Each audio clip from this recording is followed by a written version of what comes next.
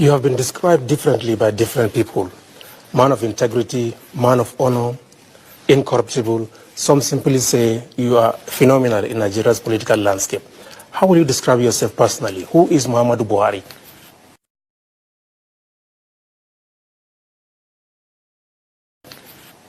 Well, I like to start by praising teachers of my generation. I spent 9 years in boarding school, 3 years in primary boarding, and 6 secondary school. Now I think they do 5 years or 4. The teachers then, they were treating children and students like their own children. If you do well as a student, they praise you in the classroom and in the assembly hall, which is held daily, 6 times a week. If you misbehave, you will be flogged in front of your class or in the whole assembly hall. So the best out of you is brought physically and academically. You have to be well to survive. You have to do well, be doing well to survive. I was a class monitor. I was a junior prefect. I was a senior prefect. I was a head boy. I earned all those. And I know what I went through. But without good teachers, I wouldn't have been able to do it.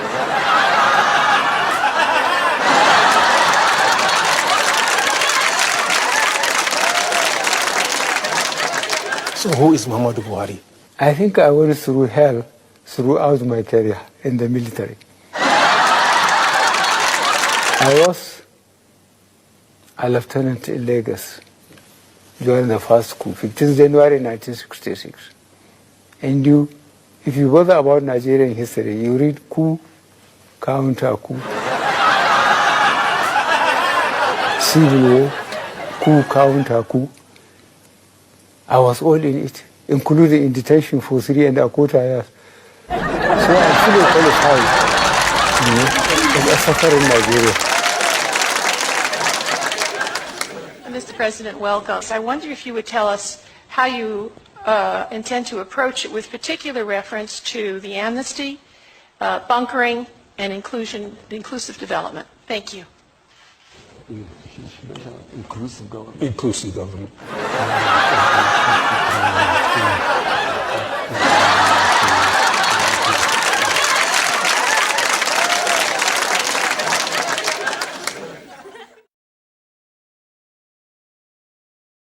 Summit, we've got the Nigerians, we've actually got some leaders of some fantastically corrupt countries coming to Britain. Nigeria and Afghanistan, possibly the 2 most corrupt countries. But this particular president is actually not corrupt. No, he's trying very hard. They are coming at their own expense. Yes.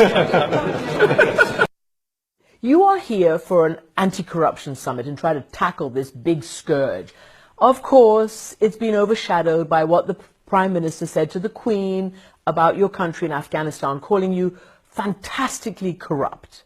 What is your reaction to that? Well, I think he's been honest about it. Mr. President, would you like to see an apology from the Prime Minister? No, not at all. Why not? Are you embarrassed by what he said? He wants his money back. Are you embarrassed by what he said? No, I'm not. Is Nigeria fantastically corrupt? Yes.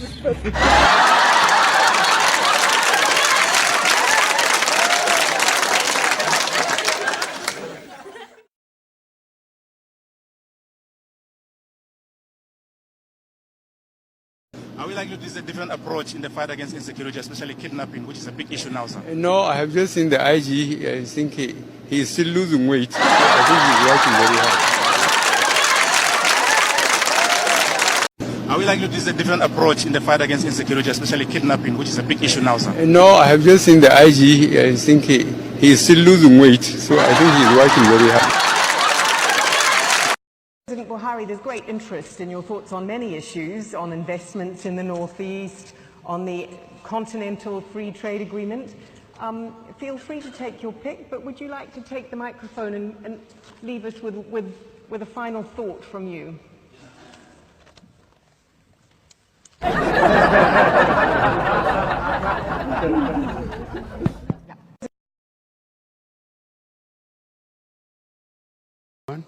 More than 60% of the population is below the age of 30.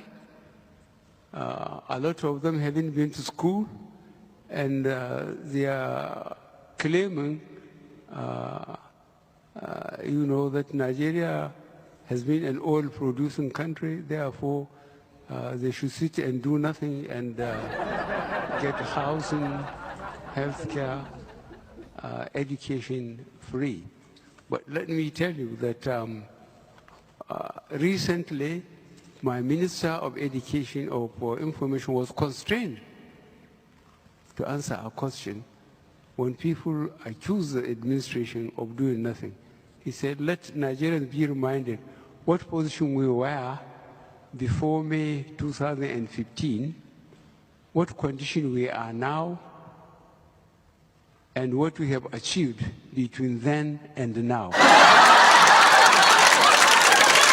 You've been accused of being the leader of the North, but somebody who doesn't extend that appeal to the other parts of the country. And in fact, you've been accused of not really respecting the diversity of Nigeria. What do you say to that? Yeah, I think the merger we have been able to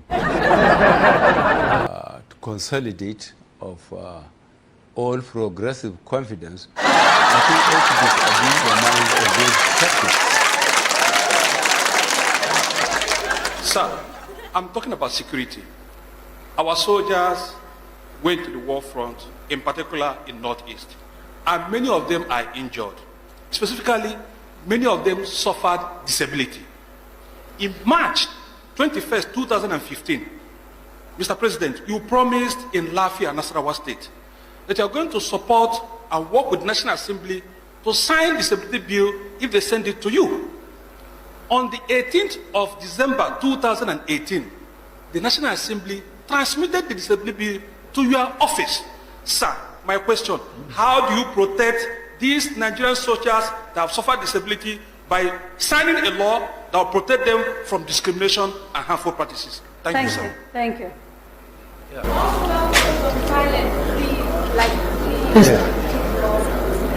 And railway, and then I don't know whether with the person.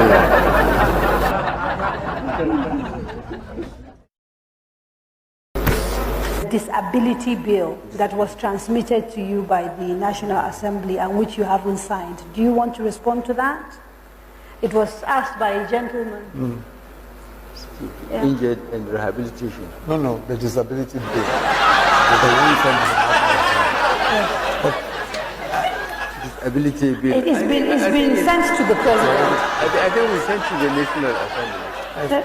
They returned it to you. I'm not aware of that. So as to address the challenges facing the sector. Thank you, Mr. Livestock. Livestock. National livestock. I will talk. He doesn't know. He doesn't know. These are all directed at Mr. President. To me. So corruption, yes, let me... Cancel. No. He can talk for himself. He doesn't know. I think we are going to give you another opportunity to do another 4 years. Why? Well, I doesn't know.